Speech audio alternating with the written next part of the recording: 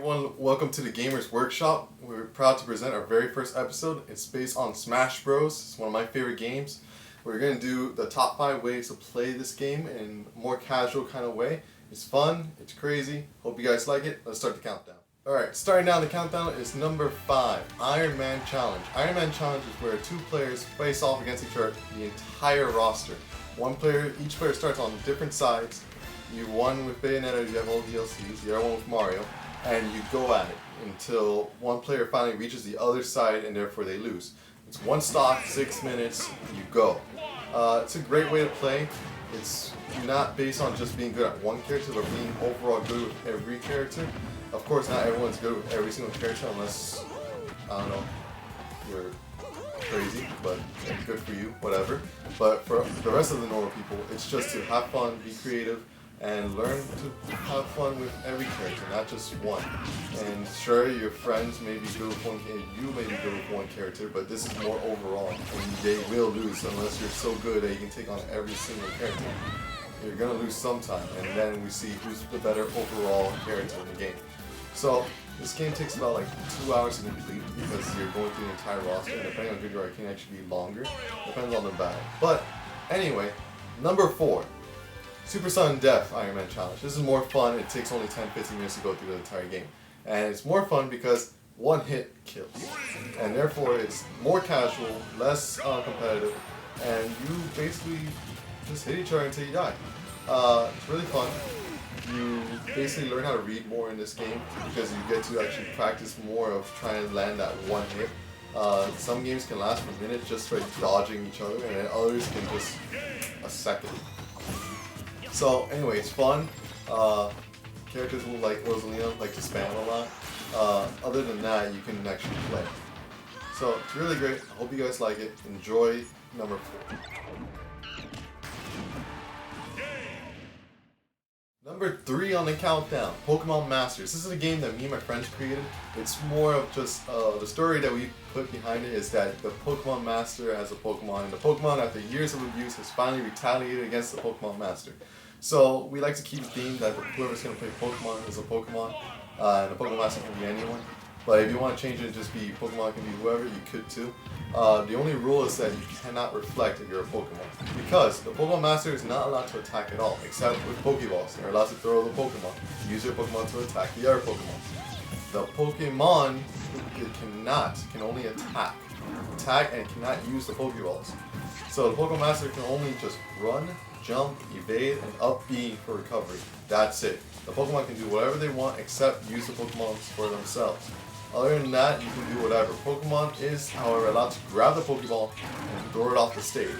That way they don't have to, avoid and keep control of the stage. So once you do this, it's really fun. It's just craziness and stage control, really. That if Pokemon can put the pressure on the Pokemon Master the entire game, keep throwing those balls out of the stage, the Pokemon might have it. The Pokemon Master, if they can keep control of the stage, especially with legendaries, it's over. That's it, and then just evade for the rest of the game. So it's a really back and forth kind of game of who can have stage control and who cannot. It's a fun game. I hope you guys like it. We'll move on to the next.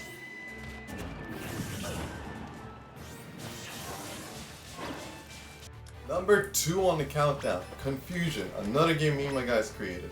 We're bored, sorry guys. But it's fun, trust me, watch. So in this game mode, you have each player have, of course, their own name. Everyone likes to put their own tag. However, we like to change the controls on these tags. One player steps out, everyone else gets to decide how to change the controls of their character. So, for example, you must assign at least one attack button, one jump button, one evade button, and one special button. Other than that, you can change it however you want. You can make D-pad as attack, you can do just jump all over the place, everything's jump except for a couple buttons. You do whatever you want to confuse the other players, so they have no idea. That's why they step out of the room. They have no idea what's going on, they have no idea what their controls are, and each person takes turns after they're done doing this. So by the end, when you start fighting each other, you have no idea how to play. It's a great way to put beginners or people who are not really that good in the game into it and have fun with them, because not only that they didn't really know how to use the controls in the first place, but it puts you on a fair level against them, because you don't know either. So because of that, you get to introduce them to the game and have more fun. It's a great way of playing against them in the same level. So it's really great. It's a lot of suicides because you don't know how to jump or go up B recovery. So takes time. After a while, you actually start to learn and get the hang of it. It's kind of cool.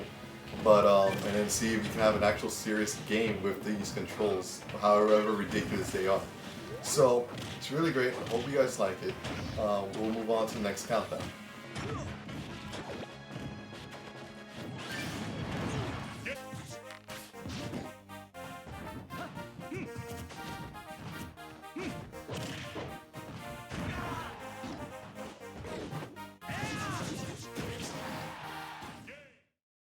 Number 1 in the countdown, survival. This is the one that I think everyone has done in their time, whether it's in Melee or original Smash or Brawl.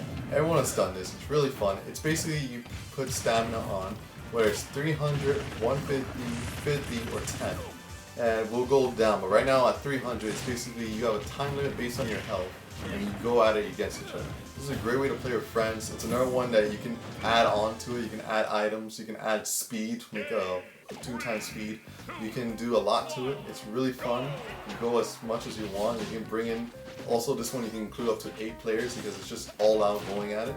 For 8 players I recommend 300, don't do 10, everyone just dies. But if you are 2 or 4 players, you can go down the list to 150 or 50 or 10, which as you go down, you have less time and less life. In fact, once you get down to 10, it's really whoever lands the first hit, because you just kill in an instant. So it's really fun. It's great to have fun with friends. It's great in groups of friends. And go nuts with it. Add items, go crazy. So when you get to 50 and 10, this is where you start actually going more into the reads. You actually depend more on not landing the attack or trying to go at each other, but more reading. Wait a minute, hold up. Okay, for any Little Mac players, I am so sorry. But this is why you don't play Little Mac in the first place. Hit it? And that's why you don't play Little Mac in the first place.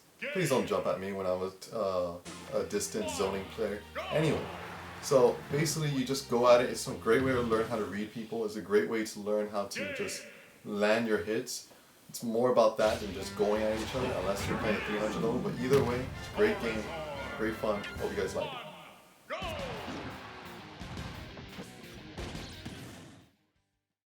Alright guys, so I hope you enjoyed our video. I hope you try out some of these game modes yourself. If you have your own game modes, please share with us. We would love to know and love to spread out to the community. This is what the channel is about. We're here to create stuff, whether it's actual props, game modes, or just different games within a game itself. Whatever the case may be, this is what we stand for. This is what we hope to bring to you guys. Help us grow. Please subscribe. See you guys in the next episode. Next episode, we're going to cover Legend of Zelda Breath of the Wild. Where does it belong in the timeline? We'll find out. See you next time.